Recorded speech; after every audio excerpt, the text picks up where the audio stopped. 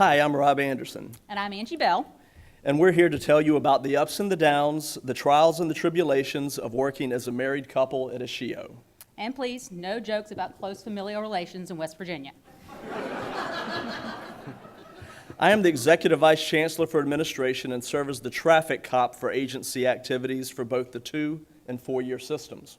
And I'm the Vice Chancellor for Policy and Planning. I'm the head of the division that takes in the institution data and has oversight for most of the reporting.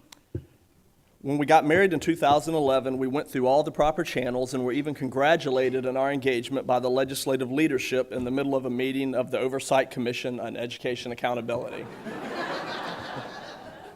Now, we know that bringing together all the different stakeholders on a campus and in a system can be very difficult, but in our house, we figure out what the next best move is together. It's a very nonpartisan household, and we haven't had a single vote of no confidence yet.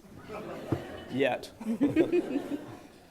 MOOCs are a big thing these days in higher education, and that acronym means something slightly different for us in our house. Majorly overscheduled, on-the-road couple. Needless to say, our status with Delta has never been better. Though I have to say, as I'm figuring out what to do with my day, that Rob often goes to the bottom of the list. But that's only because I know that I have a myriad of opportunities for impromptu meetings once we get home. Over dinner, watching TV, between loads of laundry.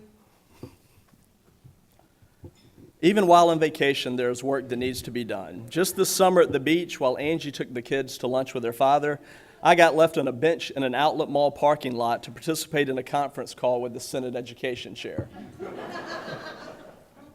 Performance funding. It's a topic on everyone's agenda these days.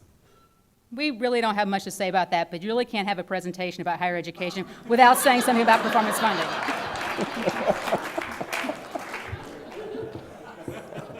Now, data-driven decisions, that's something that we're very interested in, but we have learned perhaps the hard way that this method has limitations when it's applied to one's intimate life or when your spouse asks, "Does this make my butt look big?"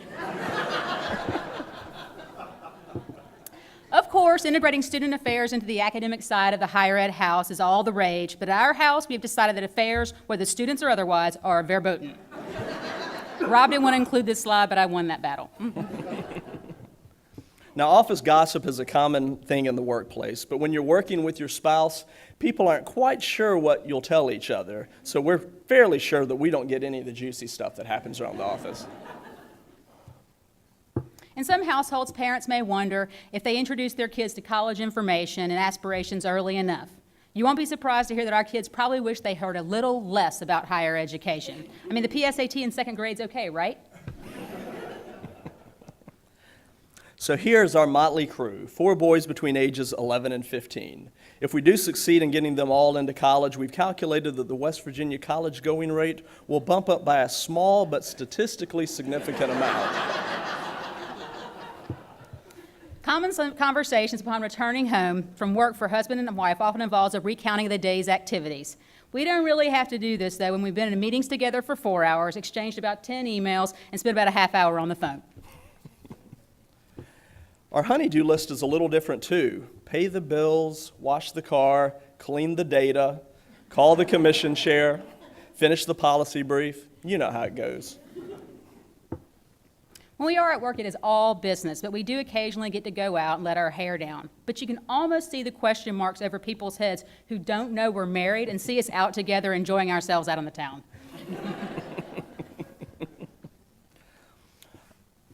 Although we work together and are married, this doesn't mean we always agree. For example, when it comes to data analysis, she prefers probit models. I'm more of a logic kind of a guy. Tomato, tomato.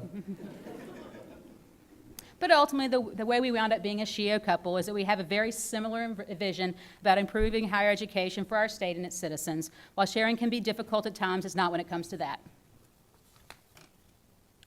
Just as state agencies have long-term plans, we do as well.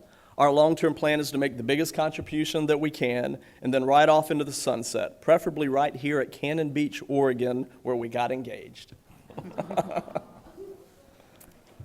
And now for the fine print. The viewpoints expressed here are completely the opinions of Bell Anderson Incorporated and in no way reflect the perspectives of our employer, the Higher Education Policy Commission, or the fine state of West Virginia.